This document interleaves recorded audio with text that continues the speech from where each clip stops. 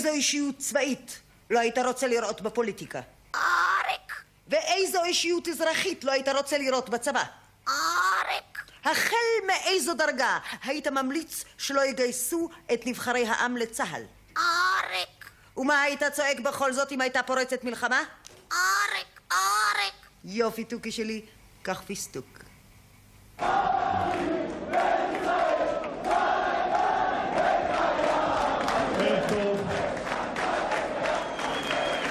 Ariel Sharon, Arik, was re-elected Prime Minister of Israel in January 2003 with a vast majority. Sharon's supporters were delighted. They believe this highly controversial former general, now aged 75, is capable of assuring them security. But Sharon's actions over a 55-year career in the military and politics made not just the Arab world, but much of the rest of the world consider him a pariah. Sharonism זה סוג של אגרסיה שלא עוצרת. והאמונה באגרסיה הזאת בארצות אחרות נגמרת במגרש כדורגל ובתחרות אגרוף. או בקהל שיוצא מכדורגל ומתפרע ברכבת. זה לא נורא יחסית. כאן, אתה רואה את זה בטלוויזיה, כמה בתים הרסנו הלילה בעזה. זה שרון. זה שרון. זה שרוניזם. למרות כל הדמוניזציה הזאת, ברגע קריטי של המלחמה הכי נוראה והכי ארוכה שנכפתה על היהודים בארץ ישראל, והיא אופנסיבת הטרור והמתאבדים, העם אמר לכל אלה, טוב, ראינו כבר את המוח שלכם, זוזו הצידה, טוב? אנחנו צריכים איש רציני שינהל פה את העסק. סבתא שלי האמינה שיהודים צריכים להגן על עצמם. כל פעם שהיה קורה משהו, וסבתא שלי חיה עד גיל 90 וקצת, כל פעם שהיה קורה משהו ליהודי, בכל מקום בעולם, היא תמיד מתקשרת לבדוק מה הממשלה עושה, כן? מה הממשלה שלכם עושה בקשר לעניין הזה. הכל, הם לא היו קונפורמיסטים. הם האמינו בדרך שלהם, והיו מוכנים להיאבק ולשלם את המחיר.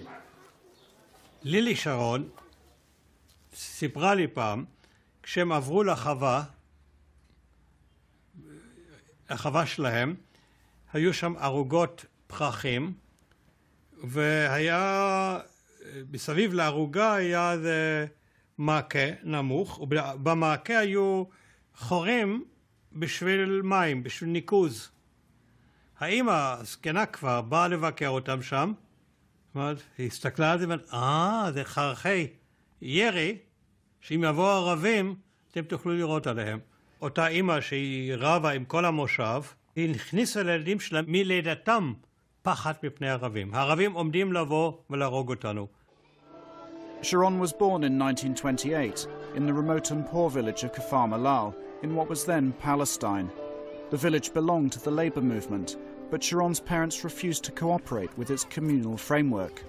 In this socialist community, the individualistic Sharons were the only ones to fence off their house. אריק גדל עם זה שהוא חלק מהמלחמה של ההורים שלו נגד האסטאבלישמנט, נגד כל הקבוצה, נגד הקולקטיב, והוא צריך ליצור דברים, ולא לקבל דברים כמו שהם. Sharon's childhood experiences of not quite belonging in his home village had a profound effect on the farmer soldier to be.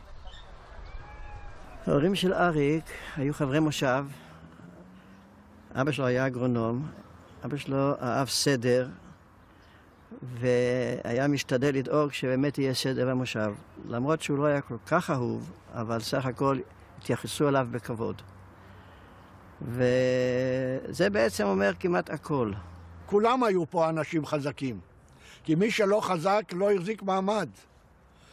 היו בכל הבחינות חזקים, גם ברוח וגם בנפש. לא היה חוכמות. מי שלא היה חזק, אז היה נגמר. אריק היה המדריך שלי בגדנ"ע. הוא היה שונה מכל המדריכים שכבר אז הוא התגלה כשהוא היה בעל יוזמה, ועשינו דברים בתור נערים שהיו מעל ומעבר למה שהמדריכים האחרים עשו. וזה היה פרי יוזמתו. כל מיני פעולות בלילה, ללכת לסיורים למקומות יותר רחוקים, היה שולח אותנו כיחידים, בודדים, ללכת לסייר וגם בשטחים לא ידידותיים, נגיד ככה. Unfriendly areas meant neighboring Palestinian Arab communities, witnessing Jewish settlement of land they'd inhabited for hundreds of years. Some local Arabs sporadically attacked Kfar Malal. Sharon's Home Guard activity in his teens, before the State of Israel was born, was the start of a long military career. It was almost cut short when he was badly injured in Israel's 1948 war with the Arabs. A disorganized high command had sent ill-prepared troops into battle. Following the war, Sharon stayed on in the army. In 1953, aged just 25, the ambitious Major Sharon was given command of a small, secret retaliation unit, 101, mounting reprisal raids of dubious legitimacy in response to Arab attacks. אריק שרון הוא הקים את היחידה. אי אפשר היה למצוא מישהו מתאים כמוהו, ודאי שלא יותר ממנו, לעניין הזה. כי אריק שרון, היו לו תכונות, לא סתם, הוא גם היום ראש ממשלה, הוא היה מנהיג מטבעו. ידע להחדיר לאנשים את התחושה שהכל מונח על הכתפיים שלנו, ושאנחנו, אם אנחנו לא נעשה את זה, אף אחד לא יעשה את זה. יוזמה ותושייה ותכנון ומקוריות, מה שתגיד על מפקד טוב, הוא שם. כשהיה נפגש עם דיין, והוא היה מפקד צעיר, כשדיין היה קורא אליו ואמר לו, אתמול הייתה קראה תקרית, או היה פיגוע, או הייתה חבלה במקום מסוים, אריק לא חיכה לפקודה. הוא היה עוזב את החדר והולך חזרה ליחידה. הוא כבר ידע לאן הוא צריך ללכת.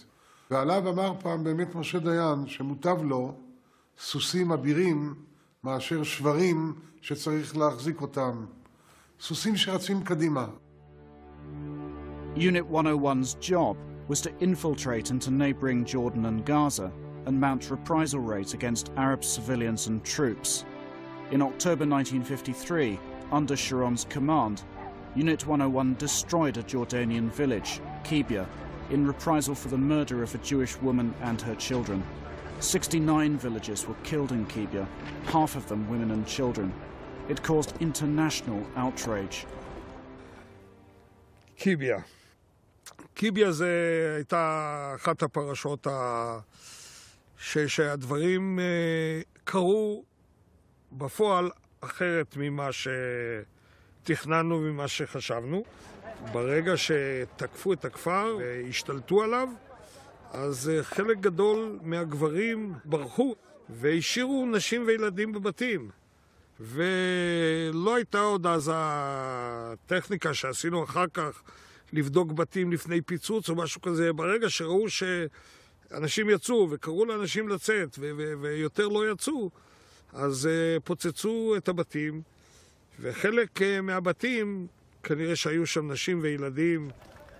We never knew when we demolished the buildings there that people were in. Do you take responsibility for that?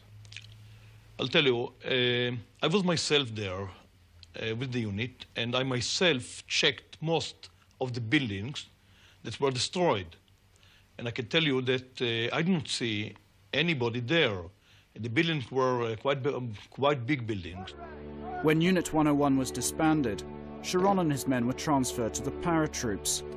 As Sharon rose in the army, he carried out the ugly side of others' political decisions. In the process, Sharon gained the regard of Israel's founding Prime Minister, David Ben-Gurion. Sharon, what I think about him, he's a nice boy, a good soldier. Ben-Gurion also said that Arik could be a great commander, if only he learned to tell the truth.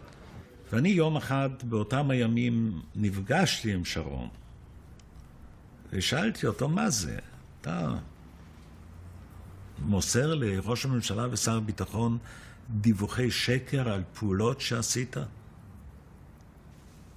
ושרון אמר לי, אני שיקרתי בסמכות וברשות. ופירוש הדבר היה שהוא יצא לפעולות מסוימות באישור רמטכ"ל משה דיין, שנתן לו הנחיה כללית. וכאשר בשדה הדברים התפתחו אחרת, ובמקרים מסוימים היו יותר מדי הרוגים או יותר מדי נפגעים בצד השני, שרון לקח על עצמו את האחריות למעשה ולא אמר את האמת. היה בו משהו שלא הייתה בו משמעת. זאת אומרת, זה אני. אני זוכר שהייתי איתו פעם בפעולה בצפון, והוא היה ראש מטה. מעליו היה אלוף פיקוד דוד אלעזר, דדו. הייתה מהומה גדולה מאוד בשטח, ירו טנקים, הייתה ארטילריה, ירו שם מקלעים כבדים. ואלוף פיקוד צפון, דוד אלעזר, הגיע למקום, והוא אמר, חדל אש. ואז אריק הסתכל אליו ואמר אל מכשיר הקשר, עוד 3 דקות אש, כל הכלים אש. בדיוק כעבור 3 דקות פסקה האש. ואז אריק פונה לדוד אלעזר, שהוא היה אלוף, ואומר לו, ראית איזה משמעת אצל התותחנים?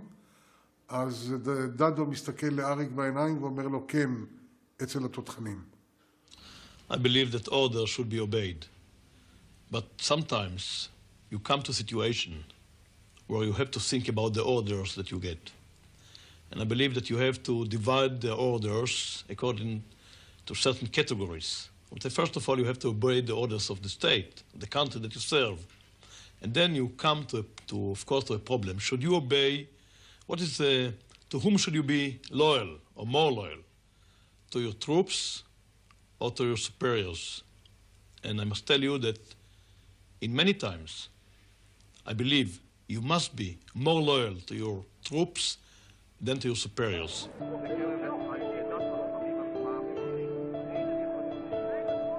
Sharon shared in the glory of Israel's 1967 victory against the Arabs. He commanded a division in the Sinai, but he was never a fully accepted member of the General's Club. Although Sharon didn't get on with his peers in the army, he was useful to the Minister of Defense, Moshe Dayan. Following the 1967 war, Palestinian resistance to occupation and terror attacks against Israel reached a peak in Gaza. Under Dayan, Sharon set about cracking down on them with vigor. בשנת 70 ישבנו בנחל עזה. ואז אמר לי, אריק, אני אכריע את הטרור בעזה. אמרתי לו, אריק, קראתי את כל ספרי הטרור. ולא קראתי בשום מקום שמישהו הצליח בכוח בסופו של דבר להכריע את הטרור. אמר לי, תבוא הנה בעוד 3-4 חודשים.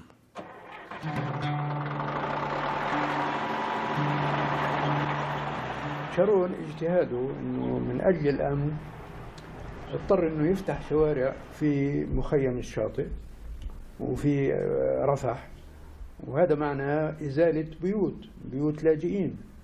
يعني عمل مش سهل، بس لم يكن هناك اعتراض لا من ديان ولا من الحكومه الاسرائيليه. يعني افسحوا المجال لشارون ان يحقق هذا، وفعلا يعني هدمت بيوت كثير من اللاجئين. והוא היה אלוף פיקוד שהלך ברגל עם היחידות מבית לבית, מבונקר לבונקר, מפרדס לפרדס, כדי להסביר למה הוא מתכוון. וכעבור 3 חודשים עזה שקטה. והטרור שם הוכרע ביד קשה, ביד אכזרית. הוא הטיל את חיתתו על עזה. חששו ממנו, פחדו ממנו. זה הוא הסביר לי פעם, בצורה מאוד פשוטה. הוא הלך לשים קץ לטרור בעזה. הוא היה אלוף פיקוד הדרום. והשיטה שלו הייתה מאוד פשוטה. כל ערבי שנתפס עם נשק, נהרג במקום. Sharon's reputation among the Israeli public as the man who knows how to deal with terror started with his actions in Gaza. I met Arik Sharon in the 70s for the first time in his farm. He invited me to his farm. I don't know why, but he invited me to his farm, and we spent most of the day together with an Israeli journalist who introduced me to him, and we talked. Every Israeli politician I met impressed me in one way or another. I must confess that not only he did not impress me, but I left his farm frightened stiff of him, of what he could do in Israel.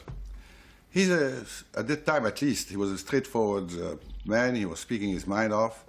And I discovered that this man is, he's capable of anything when it comes to Arabs. I think it's more than hatred. He despises Arabs, he hates them. He believes that if there were no Arabs in Israel and Palestine in a general way, it would be the best thing in the world. شارون سيء يعني ما في شغلة كويسة اللي أقولها على شارون. شارون سيء جدا يعني رجل يعني بنقول بالعربي دموي bloodthirsty يعني هو رجل دموي. أوجي إلاي أوجي إلاي أوجي إلاي إلاي إلاي أوجي. Sharon's supporters maintain that he was simply defending Israel against terrorism. But in 1973, Sharon quit the army after being blocked by his superiors from being chief of staff. אני כחבר שלו, וכמי שעוסק בנושאי ביטחון בעיתון שהיה אז הכי גדול במדינה, המעריב, הולך לרמטכ"ל דוד אלעזר כדי לשאול אותו, מה עשית? למה אתה מוציא איש יוצא דופן כזה מצה"ל? אני רואה בכך עוול כל כך גדול, שאני בפעם הראשונה אומר, מי שלא רצה את שרון כרמטכ"ל, יקבל אותו כשר ביטחון. ומי שלא יקבל אותו כשר ביטחון, יקבל אותו כראש ממשלה. Sharon's first steps on the political ladder were taken when he stood as a right-wing candidate in the 1973 parliamentary elections. Days after leaving the army, Sharon became a politician. He exuded confidence. אנחנו עומדים על גדות תעלת סואץ. כל עוד אנחנו עומדים על גדות התעלה, אין למצרים כל סיכוי לנצח במלחמה או להשיג הישג כלשהו במלחמה כוללת או במלחמה חלקית.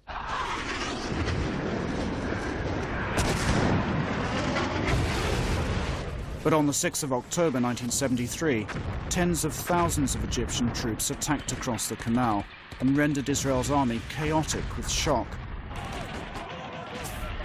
Sharon was drafted from the reserves back into the army as a general and posted to the area in which just months earlier he had been the commander. He arrived with an armoured division and a caravan full of journalists. אני זוכר שנסעתי אל אריאל שרון באותו יום כיפור, 6 באוקטובר, והוא מקבל כל הזמן טלפונים מפיקוד דרום, ומוסרים לו שעמדה שלנו, מעוז כזה או אחר, נפל בתעלת סואץ. הידיעות הן מאוד קשות. אני שואל את אריאל, מה יהיה? הוא משיב לי, יש לך ספק איפה שזה ייגמר? רק בצד השני. הבנתי שהצד השני זה הצד השני של תעלת סואץ. אנחנו עודפים את המצרים מהשטחים עליהם הם הצליחו להשתלט כשתפסו אותנו בהחלט במצב לא נוח. אולי הדבר החשוב ביותר זה שבגזרה עליה אני מופקד הגענו היום ממש לקו המים ונראה לי שמה שנותר עכשיו זה פשוט להשמיד את הכוחות המצריים. 7 days later, Sharon commanded a historic crossing of the Suez Canal. His division slipped through the Egyptian lines to establish a bridgehead that turned the tables and led to Israeli victory. This exploit was achieved at high cost when the Egyptians attacked Sharon's units in the rear.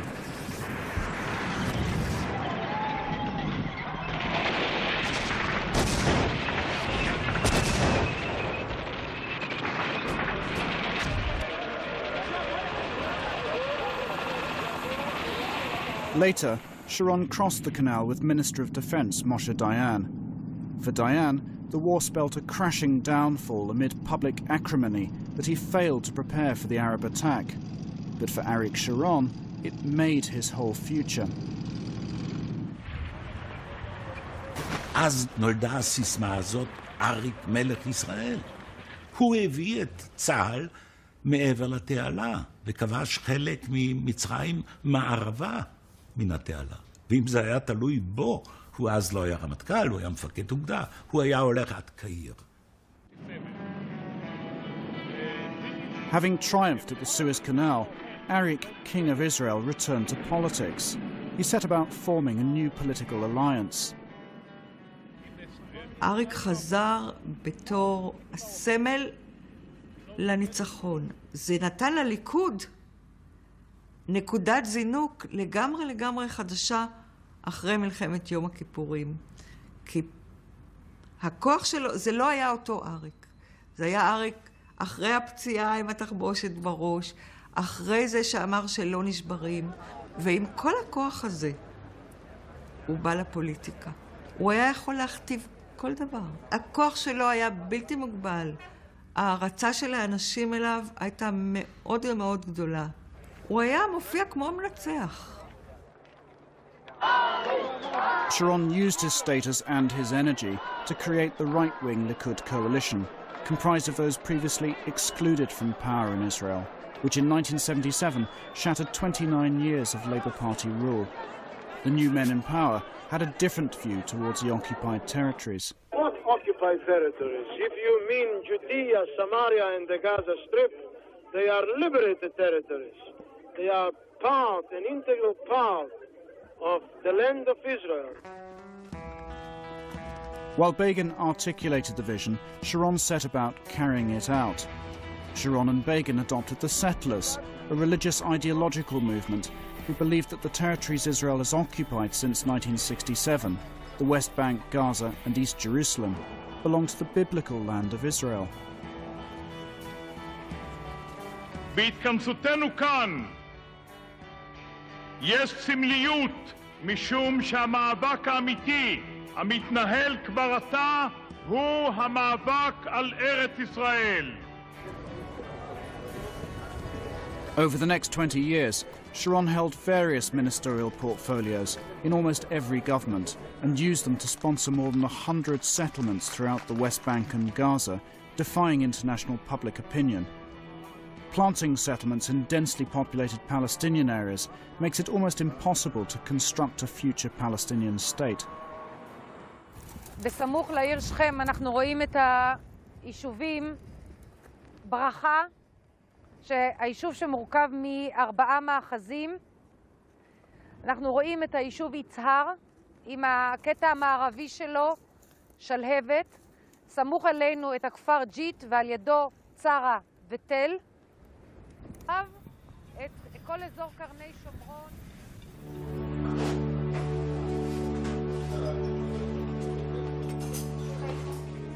אריאל שרון בהחלט יכול להיחשב באופן היסטורי כאבא של ההתיישבות. יש ביטוי אבי ההתיישבות, ויש ביטוי אבא. אני משתמשת בביטוי אבא, מכיוון שהוא פשוט ליווה אותנו יד ביד מגבעה לגבעה. People used to make fun of the fact that he carried around this map of the West Bank with the settlements. But that map was based on his assessment of the high ground and the importance of the high ground to the defense of Israel. And he went around and built a settlement on each hill or mountain that was important for tactical purposes for the defense of Israel.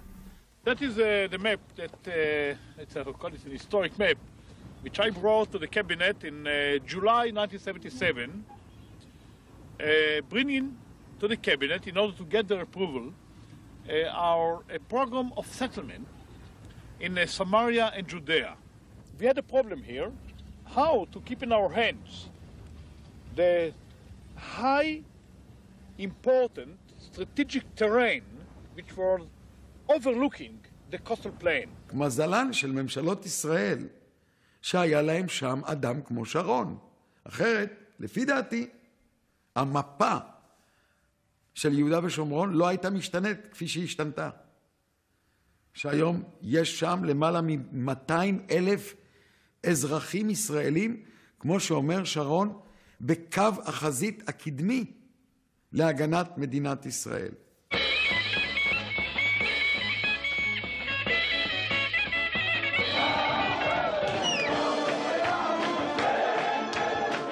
Sharon is a secular man, but he's had no trouble in reconciling his secularity with the religious fanaticism of the settlers.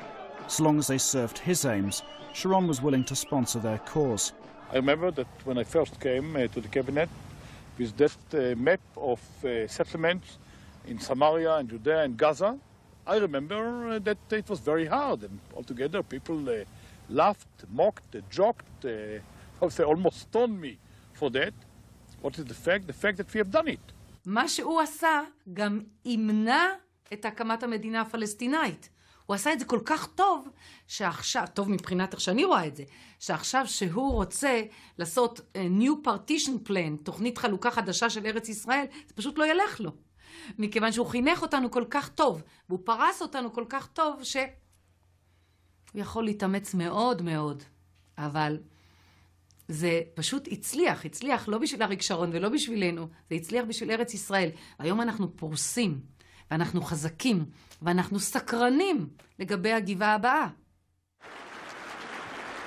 In 1979, Begin signed the Camp David peace treaty with Egypt. Sharon had opposed it, but later changed his mind after being offered a role. When President Sadat of Egypt invited him to Cairo, Sharon undertook a road tour of his old battlegrounds in Sinai, much to the consternation of his Egyptian escort. One connection here, that we are here now. We can proceed, but when we will come here, I want to take the road from here to the old road. After the treaty with Egypt was signed, Generals Dayan and Weizmann protested at Begin's unwillingness to negotiate in good faith with the Palestinians and resigned from the government.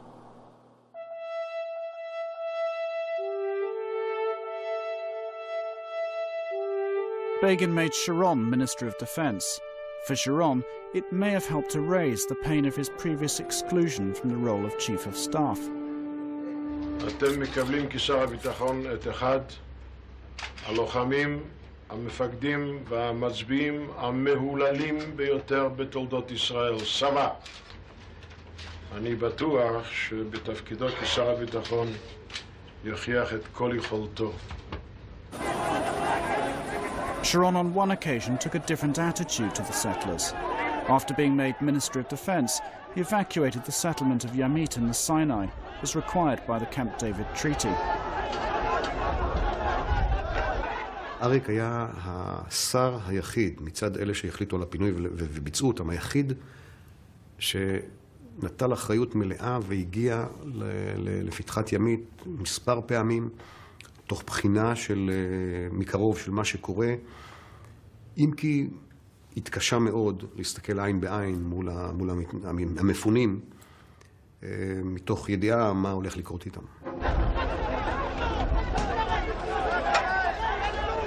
בכל שיחה שהייתה איתו, הוא ידע, כשהיינו מתארים לו מה קרה או מה הולך לקרות, הוא ידע בדיוק בפירוט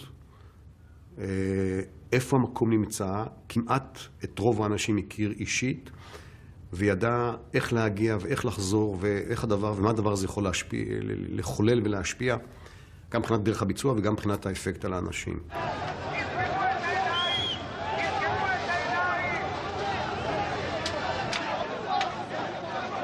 Amazingly, given the fanaticism of the settlers, the evacuation was carried out without anyone being killed. All the houses were demolished, reportedly to prevent any of the settlers returning.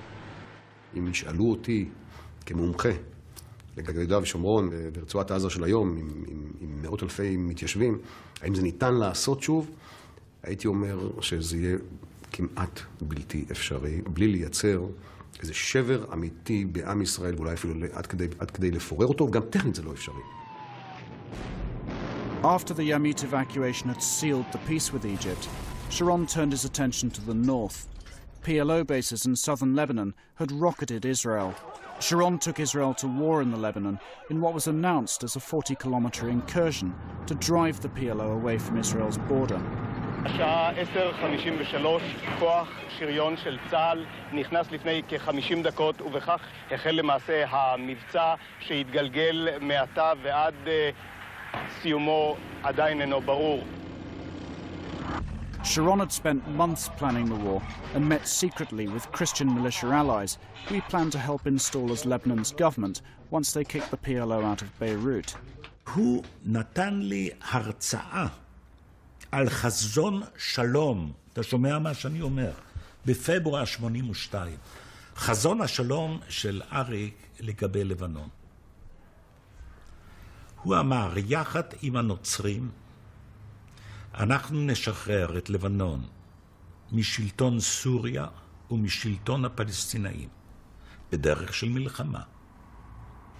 ואז יהיה לנו רצף שלום מאלכסנדריה במצרים בדרום ועד טריפולי בצפון לבנון. זה יהיה חוף אחד של שלום.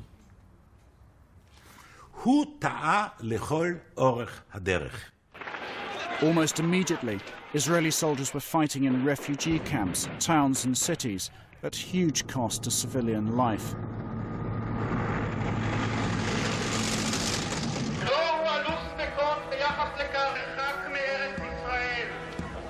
From the outset, the war in Lebanon was unpopular in Israel, in a country where everyone does military service. For the first time, reserve soldiers returning from the front joined the demonstrations against the first war Israel had ever initiated. באופן מאוד מפתיע, הרבה מאוד אנשים שקודם לא היו בפוליטיקה מיד הגיעו. בשבוע הראשון זה מאוד מעניין, בניגוד לתנועות מחאה אחרות, זה מיד.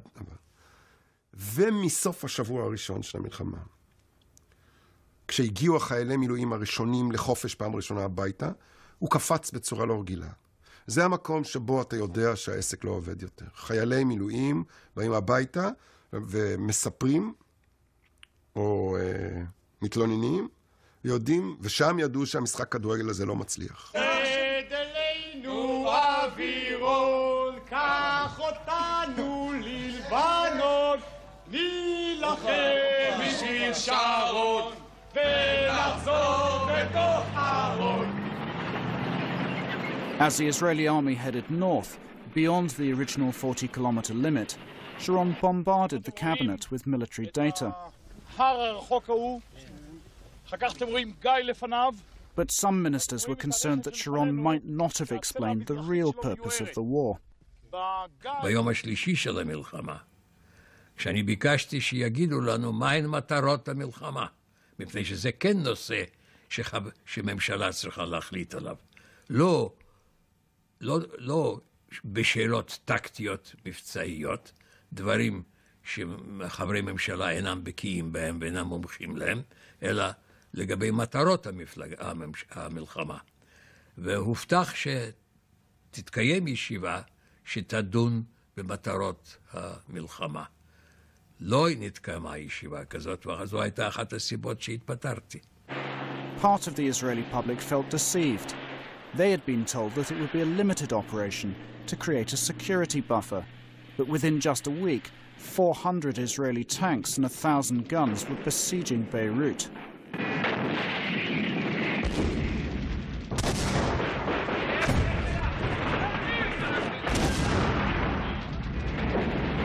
For 2 months, the Israeli army repeatedly bombed and shelled Arafat's headquarters, killing thousands of civilians in the process.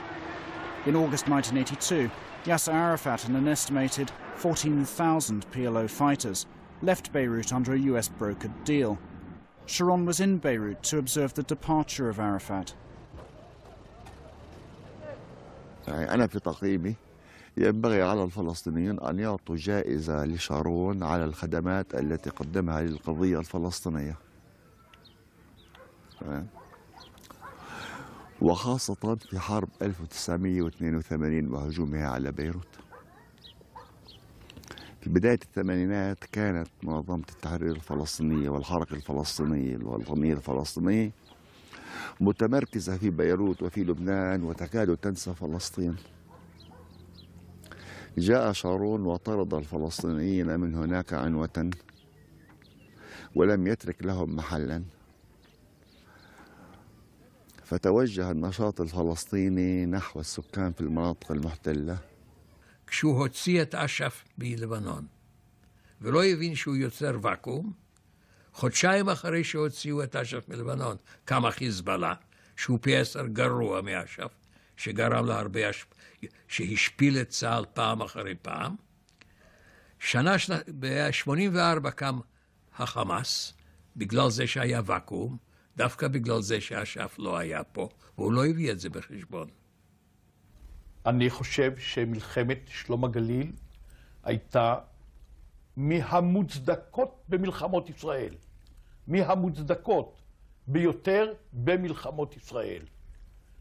ואני חושב שהחמור שקרה כתוצאה מהדבר הזה, זה שכתוצאה בעיקר מנושאים פוליטיים פנימיים ומחוסר אחדות בעם ומהיעדר קונצנזוס. אנחנו רואים הרי היום מה שקורה בנושאים מרכזיים ובניסיון להפיל ממשלה על ידי העבודה והשמאל בארץ, לא השגנו מה שיכולנו להשיג, יכולנו להשיג יותר. On the 15th of September 1982, Sharon's Christian militia allies went on a 40-hour rampage of rape and murder in the Palestinian refugee camps of Sabra and Shatila in Beirut.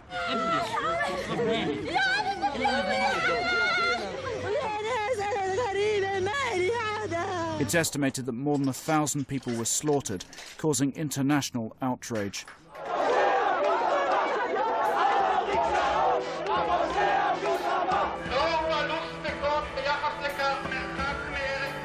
In Israel, 400,000 people protested against Sharon in the biggest demonstration the country has ever seen.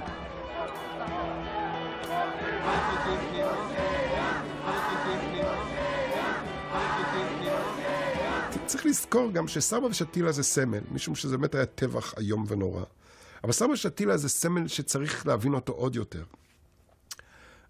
גם על רקע מה הוא מסתיר בעניין מלחמת לבנון.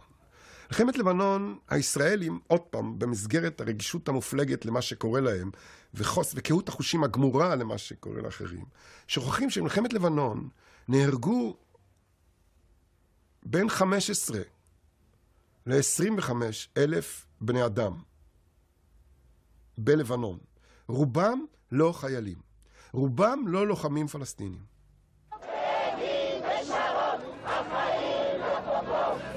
Sharon had to face an official commission of inquiry. It found that he bore responsibility for ignoring and not acting to reduce the danger of a bloodbath when he allowed his Christian allies into the camps. It suggested his removal from the post of Minister of Defense. אריק, מבחינה זו עבר מהפך מאוד גדול.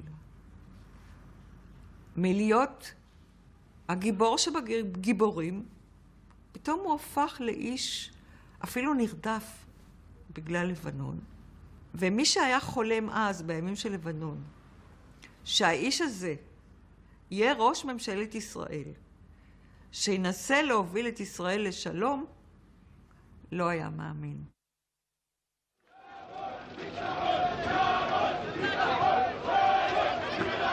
Although part of Israeli society regarded Sharon with loathing for his record, many lauded him for it, believing they were safe in his hands. מותק שרון, הוא יציל אותנו, הוא, רק הוא, שרון מלך ישראל, אמן. Despite the Commission's findings and the public outcry over Sabra and Shatila, Begin retained Sharon in his cabinet as minister without portfolio. Sharon set to work, rebuilding his political career. אריק שרון, כל חייו הוא חי בשביל לעשות דברים כדי להישרד ולעשות עוד צעד אחד, בסבלנות רבה מאוד. עם הכריזמה שיש לו, עם האופי הקשה שיש לו, זה עובד עד היום הזה. ועל אף שמשה דיין החליט שהוא לא יעלה מעל דרגת אלוף משנה. עלה. מי העלה אותו? רבין. כי כשצריך הוא יודע להתחנף. כשצריך הוא יודע לא להיות באיזה מקום.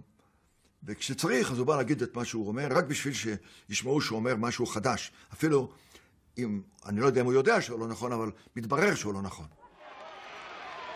In 1994, Sharon's nemesis, Yasser Arafat, returned to the West Bank and Gaza under the Oslo peace accords led by Prime Minister Yitzhak Rabin. Sharon appealed to old fears buried deep inside Israeli society. הופעת יאסר ערפאת בעזה וביריחו. ברשותה, בעידודה ובהסכמתה של ממשלת ישראל. מסמלת פתיחתו של סיבוב חדש מסוכן בהיסטוריה של המדינה היהודית. ערפאת בא כדי להקים את המדינה הפלסטינית, וזאת עלינו למנוע. A month after Sharon's speech, Rabin was assassinated by a Jewish religious zealot. Over the next 5 years, Oslo unravelled amid distrust on both Israeli and Palestinian sides. As Oslo teetered on the brink of collapse, after negotiations between the two sides stalemated, Sharon, fully aware of the sensitivity of the situation, marched up to the Al-Aqsa Mosque with a massive police escort. The Palestinian reaction was predictable.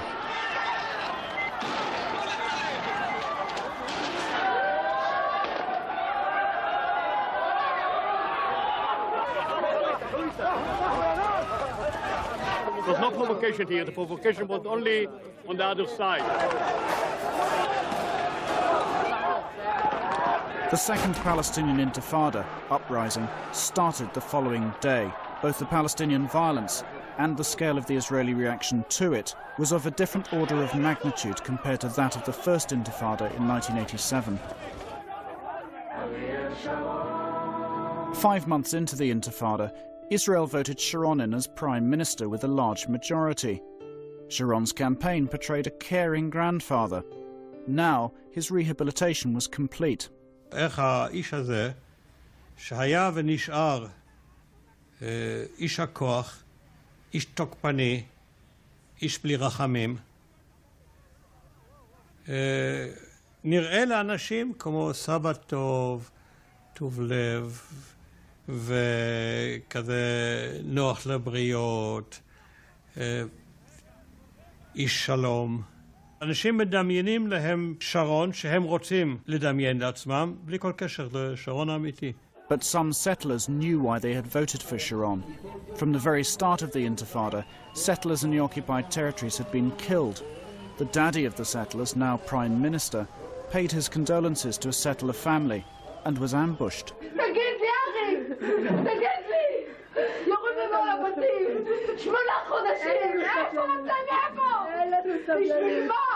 אתה השליח שלנו, תעשה את העבודה.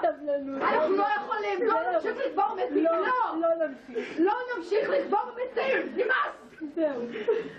לא בחרו אותך בזמן של שלום, לא בחרו אותך בזמן רגוע. שמו אותך כי יודעים שאריק שרון יודע לעשות מלחמה. The settlers weren't to be disappointed in Sharon.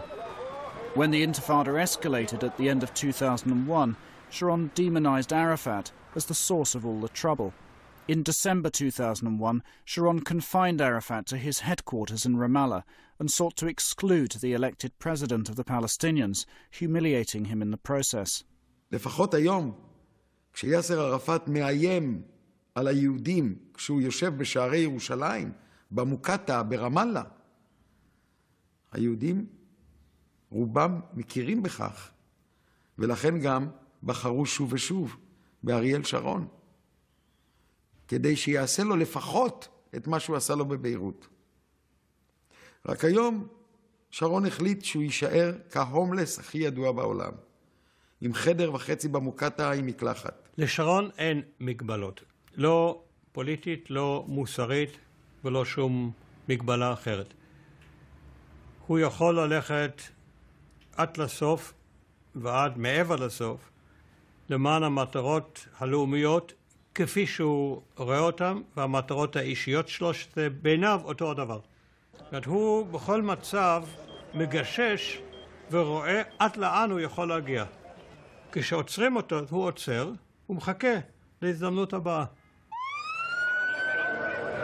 In just 1 month, March 2002 alone, 140 Israelis died in suicide bombings. Now, the wider Israeli public demanded action. Sharon lived up to expectations. He attacked Arafat's headquarters, sent tanks into almost every Palestinian town, Ramallah, Nablus and Bethlehem among them, and jailed thousands of Palestinians, many without trial. Infamously, Sharon attacked and bulldozed Jenin's refugee camps.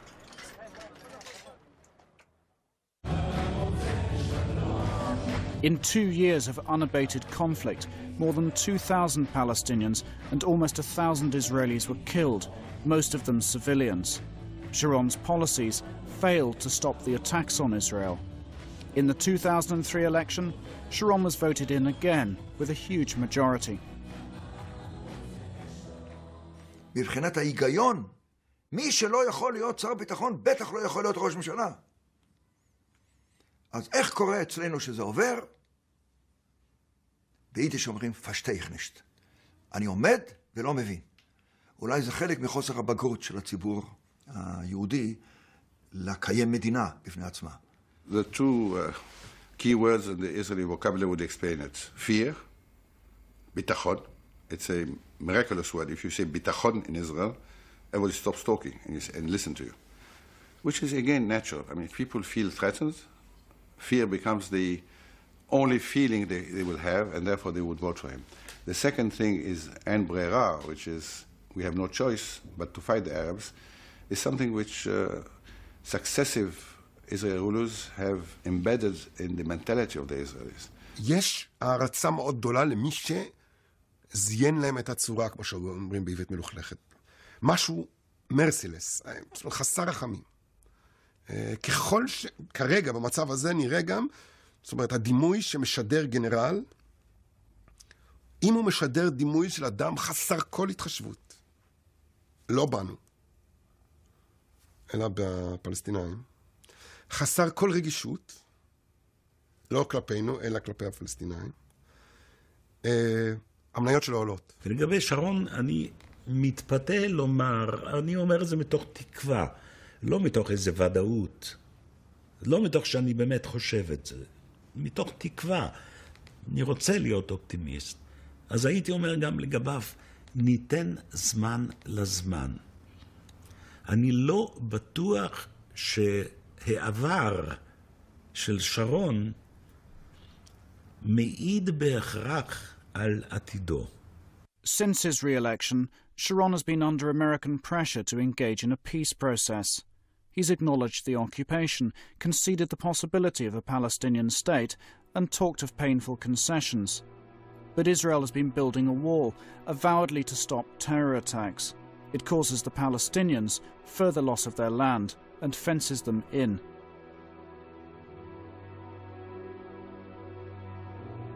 Sharon's actions have profoundly shaped Israel's destiny, but he's never publicly stated a vision. You know, he's a farmer, and that's a very important side to his personality. And he tells about how he has watched the cow bellowing as it is moved from the large corral to the smaller corral till finally into the chute where it's taken to the slaughter. And he sees himself, in some respects, as the cow or the bull, being cornered, and his job is basically to shut the gates so that it becomes impossible to move him from the larger corral to the smaller corral to the chute. And if you look at the way that he deals with efforts by outside powers to try to move the process forward, he's always putting gates, shut gates in front of them. He's prepared to have those gates opened, but he'll extract a price for that. That's his tactic, and it's quite effective. But just as he imagines himself as the cow and the bull, so he understands that it's very effective to treat others in the same way as the cow or the bull, and to move them through the corrals until he's got them in the chute and where he wants them.